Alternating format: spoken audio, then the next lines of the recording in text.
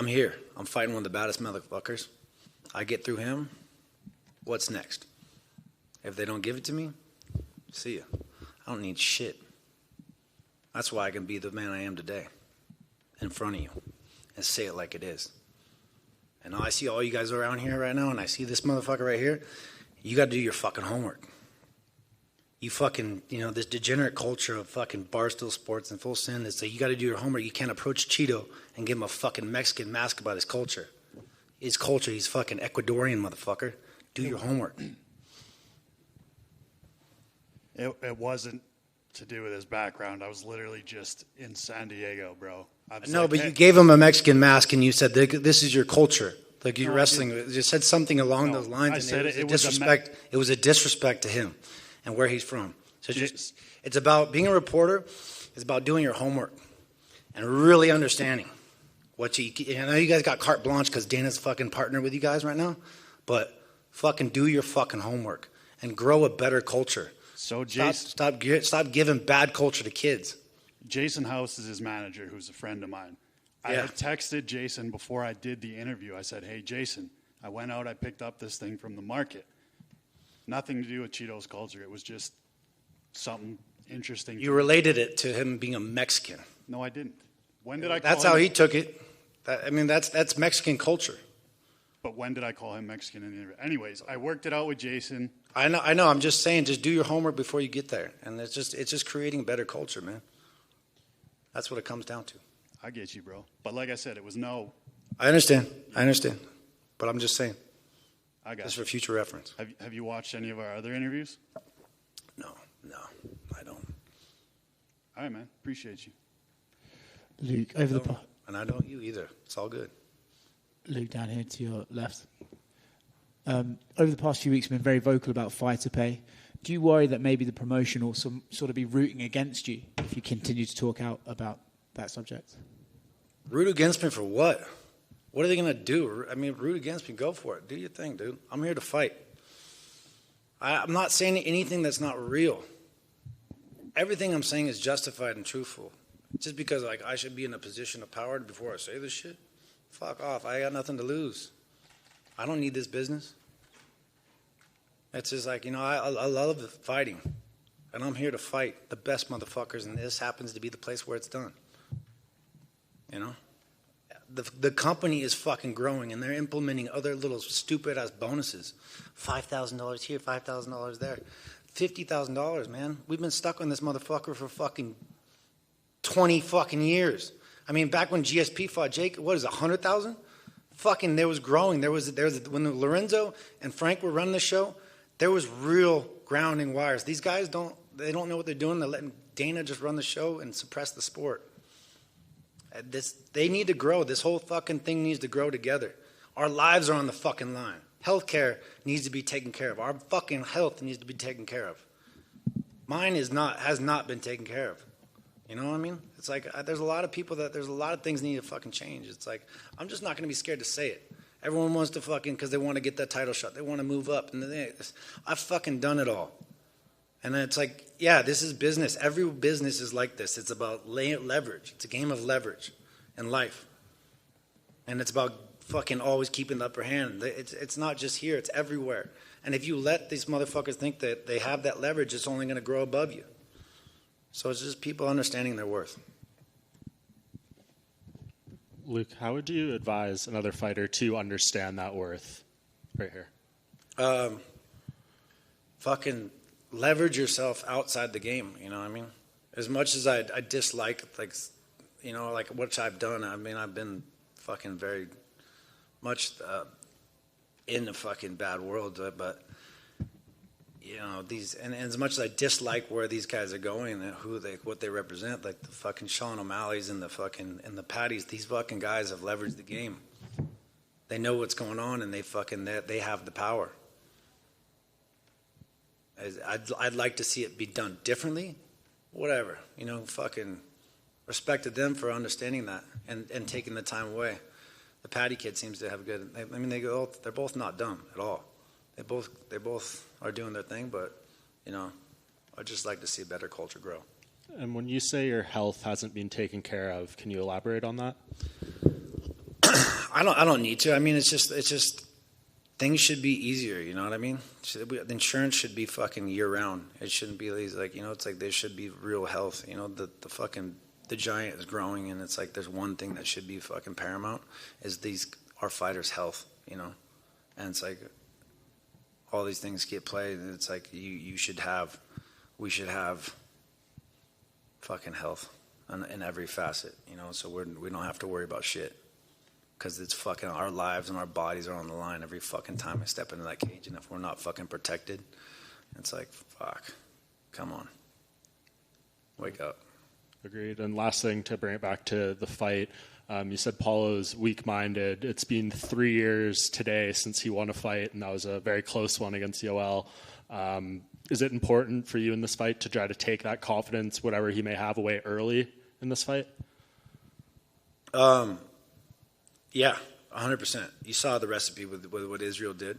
You know, it's not forcing the issue though. It's like I've done in the past, is trying to like the false sense of confidence, like you know, trying to intimidate right off the bat.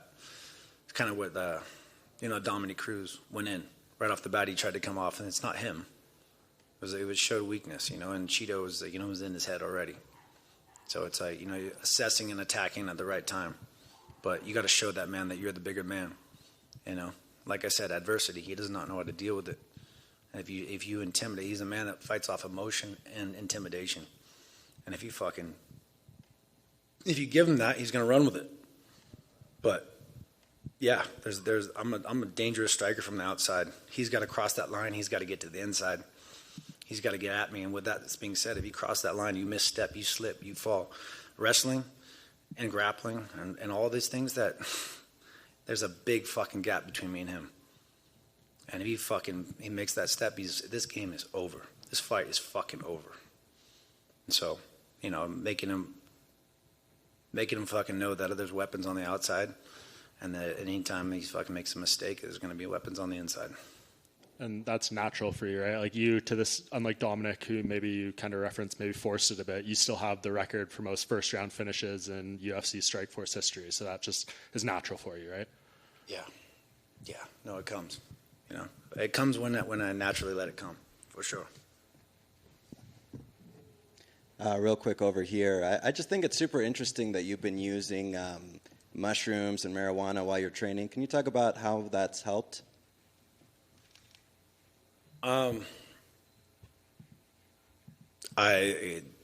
Mushrooms expand your thought process. They open up new neural pathways in your brain. Alcohol shuts your brain down. It closes. It puts holes in your fucking brain. Meek Mill put up a tweet a couple days ago. Read it. Fucking, I was happier. I was smarter. I was fucking, you know, it's like you're late to the party, buddy. Yeah. Everything is a medicine until it's a poison too. Of course, everything can be abused and used in the wrong setting and the route, you know, party atmosphere, all these things, you know. But if you're doing it right and channeling and giving yourself perspective in life, I mean, like the whole psychedelic community, the whole Timothy Leary project, Stanislav Grof, you know, the world put out some fucking false studies because Big Pharma, there's no money in fucking curing people. It's about suppressing people. And people need to wake up. Now it's like Big Pharma's getting their hands in on fucking mushrooms, and then they're gonna, when they know that they've got the fucking market cornered, they're gonna allow the world and the public, because the world believes what the government fucking tells them. So, What gave you the idea to use it though for training? I mean, I've been playing with it since high school. Right. Okay. I'm from Santa Cruz, dude. Thanks. I'm fucking smoking bong hits and fucking. Yeah. But you know, it's like life is you know, it's a balance. You know, as your body chemistry changes as you grow older and where you're at in stages, and so it's like, you know, you re-implement and implement, and so it's like different types of the game and how you use it. It all matters. So yeah, I mean, it's feeling. It's all process. You know, everyone's got to try it. It's like life is science. You know, you got to try things. Test things. If they work for you, everyone's body chemistry is different. And yeah, try things, but don't abuse things. Everything is medicine until it's a poison. Luke, front row on your right. You alluded to earlier the process of how long it took to get here, kind of the delays and all that. Now you're fighting Saturday in a place that's having its first ever UFC pay-per-view. What was your reaction to finding out you're finally getting a fight and it's in Salt Lake City, and what are your expectations here? Yeah, I mean, it's, well, I'm up at Park City, so it's fucking high. It's fucking hot. I'm excited to come here, man. It's a beautiful place, and a long journey to be here. Like I said, I've put everything in life into play, and I feel like I've already won making it back here, and I got nothing to lose. That makes me very fucking dangerous. And then people like I had DC and RC, they asked me, RC, what I said, if you want this and you don't need this, like, what's gonna like get you up, you know, in the fight when you get hurt, if you get knocked down? It's like, have you ever seen me fucking quit? I've never had a fucking, like, you know, kids or things. I'm a fucking man, and I'm going against another man who's trying to take my fucking soul. Say, I've been caught, I've lost fights, but I've never fucking quit. No one has outbested me. And, you know, I'm excited to go out there and fucking fight and just put it on the fucking line. Paulo, he's a fucking quitter. And just as a quick follow-up to that, Utah's a place that used to be kind of a hotbed for producing MMA talent, sending guys to the UFC. Out of 700 fighters signed to the company now, one is from Utah. He's not on the card this weekend. How can an event like this kind of maybe spur MMA growth in a community such as this? I hope so. You guys pay for it, right? I think that there was a big budget here to bring the UFC here. I'm pretty sure, right?